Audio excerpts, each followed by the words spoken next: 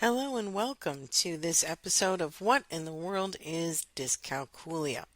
I'm Dr. Honora Wall and I will be your host in this episode of What in the World is Dyscalculia, also sometimes called dyscalculia. You can say it however you like, just as long as you are talking about it. And this podcast is put on by EduCalc Learning. You can find out more about the training we offer to educators and the online math courses we have for people who have dyscalculia at www.educalclearning.com. And today I want to talk about a great article I read by researchers Hudson and McKenzie. The name of the article is Evaluating the Use of RTI to Identify SLD, a survey of state policy, procedures, data collection, and administrator perceptions. This was published in Contemporary School Psychologist Journal, and you can find the PDF of the entire study on the Dyscalculia Training and Research Institute website. That is www.thedtri.org. And I feel like this is such an important conversation for educators, administrators, and parents to have because there's a lot of confusion, especially when a student is in the process of going through an RTI or we're trying to determine whether or not they have an SLD. And the first question for a lot of people is, what in the world do all of these letters stand for? So to clear some of that up, RTI stands for Response to Intervention. Many places also refer to it as MTSS, Multi-Tiered System of Support. They are the same thing.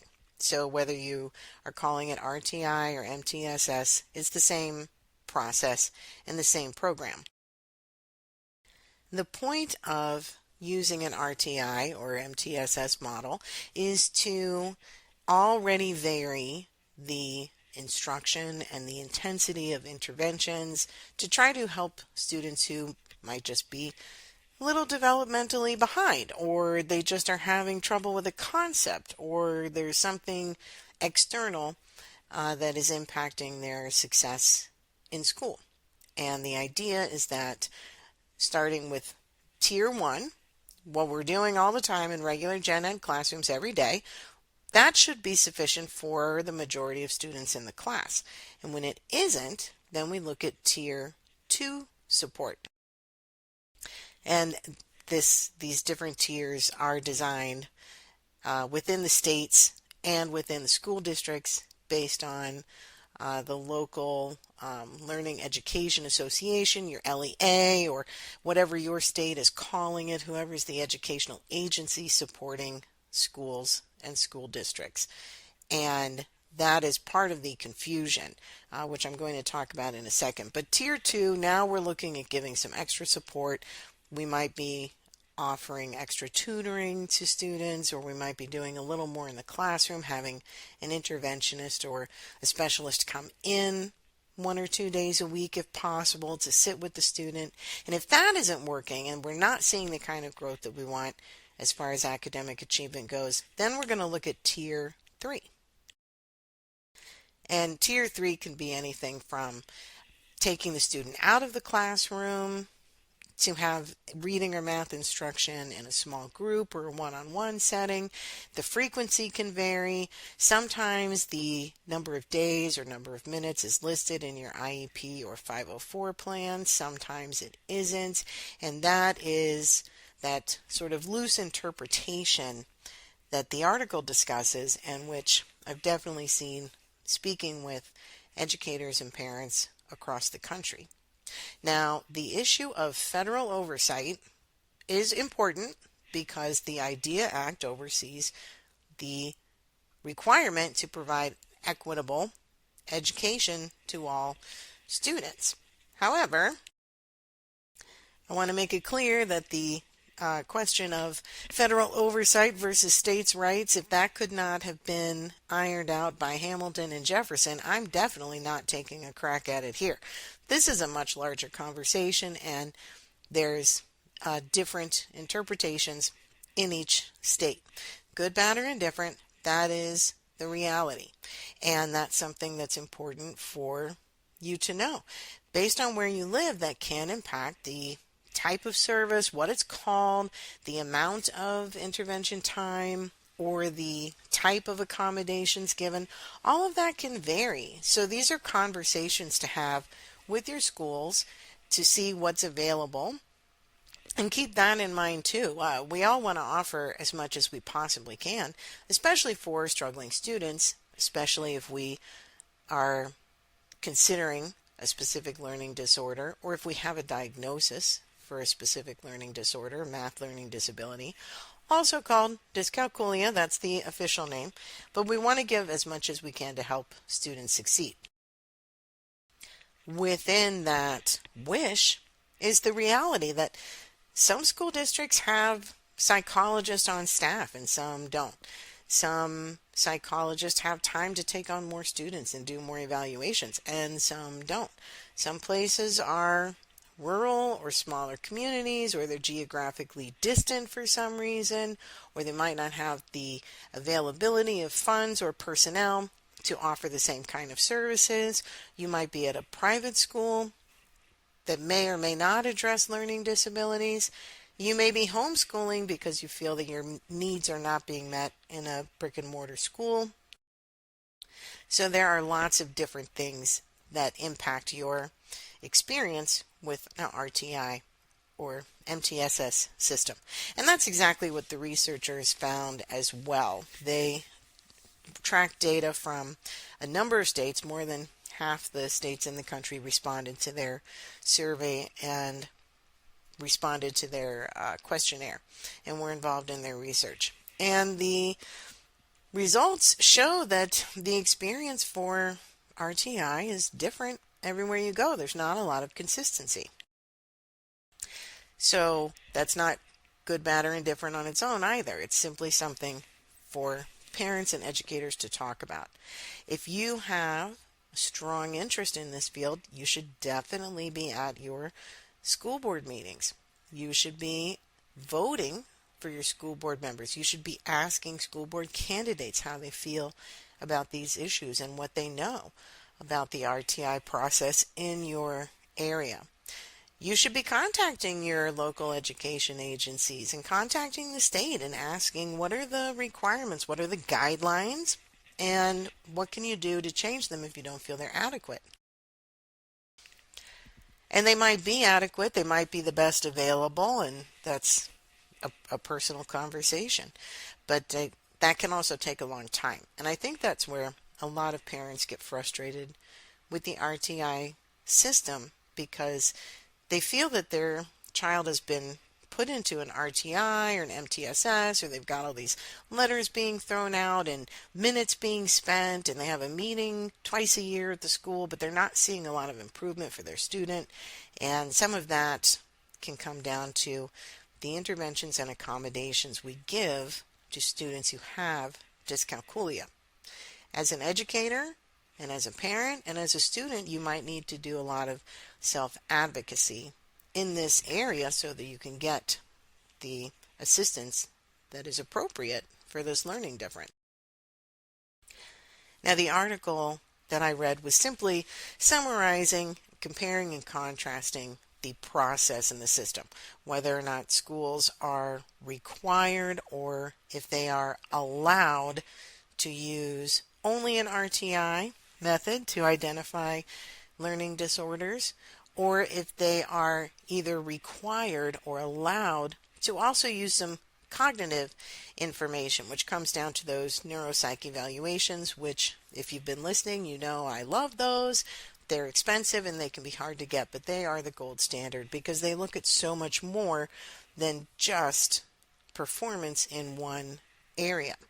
They look at a lot more information, and they can only be administered and interpreted by a psychologist, someone trained in that kind of testing. Now, the rest of us can read a neuropsych evaluation.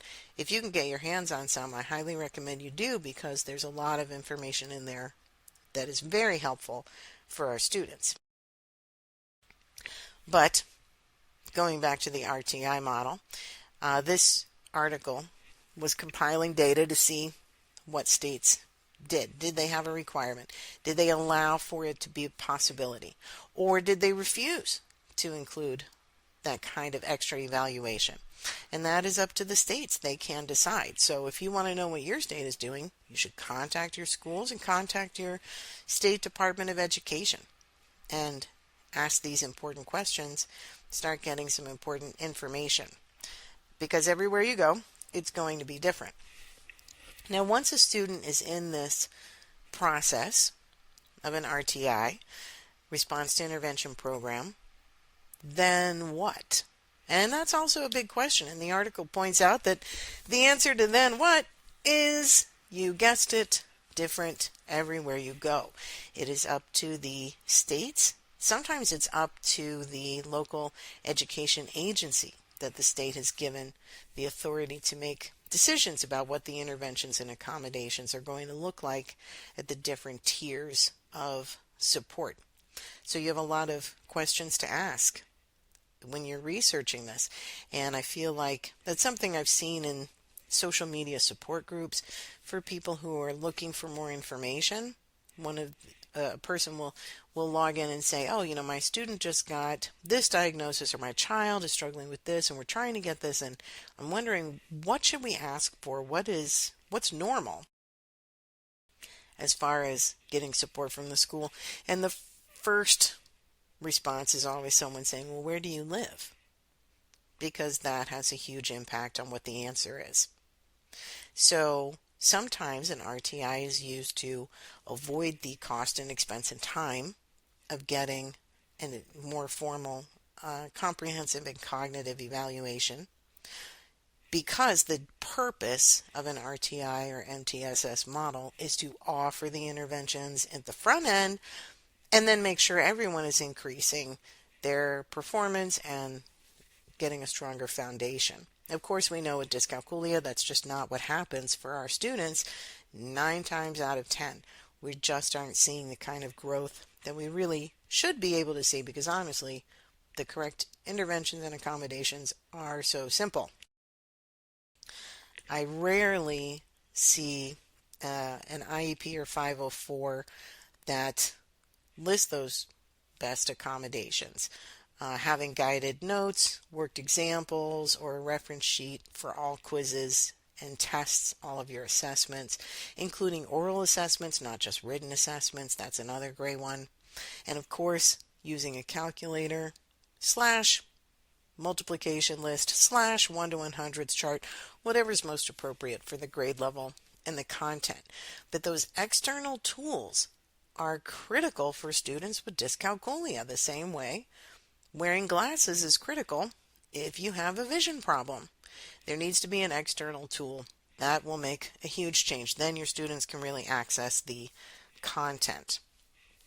I will say I'm seeing more listings of calculator use in a lot of IEPs and 504, which is a great change, but I still want to see more teachers training students. How do you use this tool? How do I know if you're using the calculator the right way? I'm handing it to you. But how do you know what buttons to push in what order? How do you test whether or not it's working properly for this content? And that can be a trick. Don't assume that the external tool is going to work right away. That would be like handing a person a new set of contacts and then walking away. If they've never put in or taken out a pair of contacts, they're going to need a little supervision, and they're going to need you to talk them through how to do it. I've never done it. I have no idea how to put contacts in or take them out. I'm sure I would do it wrong and have a lot of questions the first couple of times.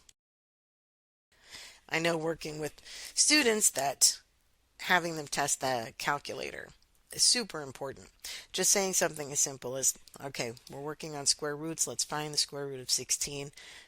Try finding it in your calculator. Tell me what buttons you're going to push. Tell me what you get for your answer. And pausing a moment to really get that figured out. Now the student can use that tool appropriately. But anywho, going back to my article that I was reading, the article did not get that intense into the different accommodations that may be offered, and it wasn't really looking specifically at dyscalculia. It was looking at the process overall. And the process definitely brings up more questions than answers. Again, going back to it being state specific and whether or not the state has given the authority to a local education agency, or if the schools are doing something different at a district level. And again, depending on what kind of school you're at. So, to recap, kind of get all of this information together, if you're feeling confused or frustrated about the services provided to your child or what you can offer to your students, you should know that you are not alone. And you should know that this isn't necessarily a bad thing. It's just something that needs to be discovered. It needs a little more question and answer period so that you have the right information for where you live. If you change schools, or if you move, or if you're brand new to this experience, ask questions. Do you use an RTI? Do you call it an MTSS? What exactly does that mean? What's involved in the Tier 2 and Tier 3 support levels? That's what we call them, Tier 1, 2, and 3. Tier 1 is what's already happening for every student in all classrooms. Tier 2 is where we're doing a little more because we see the student is struggling. Tier 3 is a little more intensive. We might be tracking the number of minutes or days that services are provided. If you're going to provide services, you need a person who can do it and who that is their job and they have time for that. So hiring, staffing, all of these are questions that are going to be site specific. And if you're not getting answers that work for you or for your students or children, then go to those school board meetings, be involved in asking questions of your school board candidates, talk to people at the state level, and have those conversations so that you can get the right services that you need. Don't be frustrated or overwhelmed by the process. We're simply asking some questions and getting information and then seeing what's best for your student. And of course, if you notice over time that you're not getting the results you need for your student or for your child, then keep advocating, keep asking, discuss those interventions and accommodations. Try to get as specific of an answer as you can for what the services are that are being provided in your area and at your school. And if you have questions about that, please reach out to me, Honora at educalclearning.com. That's HONORA. Or reach out through the nonprofit, Honora at thedtri.org. And I'd be happy to get you some information that you can share with your administration, share with your coworkers, or share with your school teachers about the interventions and accommodations for dyscalculia. The more we can offer the right services, the faster we're going to see improvements. And whether or not you get an official evaluation, you can always get services for your child. It's simply a matter of what's available where you live, what's commonplace, what are the standards locally, and then knowing more about how that meets your individual needs. So anytime we talk about RTIs or MTSS or anything else having to do with special services, it's a complex conversation with a lot of different variables. Don't get overwhelmed. Just stay curious and keep asking questions so that you have the best information. And thank you for listening to this podcast. I'm going to have the PDF of this article posted on the dtri.org so you can read all of the details about this survey or this research study and what the researchers found. And if you have any other questions about dyscalculia, please reach out. I am happy to give you information and help in any way that I can.